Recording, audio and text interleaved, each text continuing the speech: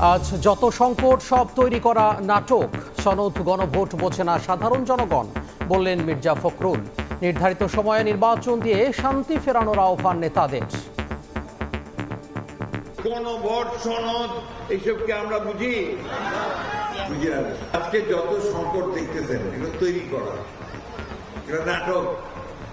মূল ভোটটা হচ্ছে দেখবেন এই সমস্ত মানুষ, এরা অত কিছু বোঝে না, ওরা শুধু ভোটটা দিতে চায়। কেউ যদি আপনার তাদের নিজস্ব ভাবনা চিন্তা অন্যদের উপর চাপিয়ে দিতে চায়, এটা ঐক্যমত হতে পারে। জাতীয় নির্বাচন নিয়ে শঙ্কার কোনো কারণ নেই, ফেব্রুয়ারির প্রথমার্ধেই ভোট আয়োজনের ব্যাপারে বদ্ধপরিকর সরকার। নির্বাচন নিয়ে আশঙ্কার কোনো কারণ দেখি না। ফেব্রুয়ারির প্রথমার্ধে জাতীয় সংসদ নির্বাচন আয়োজন করার ব্যাপারে বদ্ধপরিকর। দেখছিলেন প্রধান শিরোনাম। দুপুরের সময়ে সঙ্গে আছি আমি তোহা খান তামিম। এবার অন্যান্য শীর্ষ সংবাদ। চাপে নেই প্রসিকিউশন, বললেন গাজী তামিম।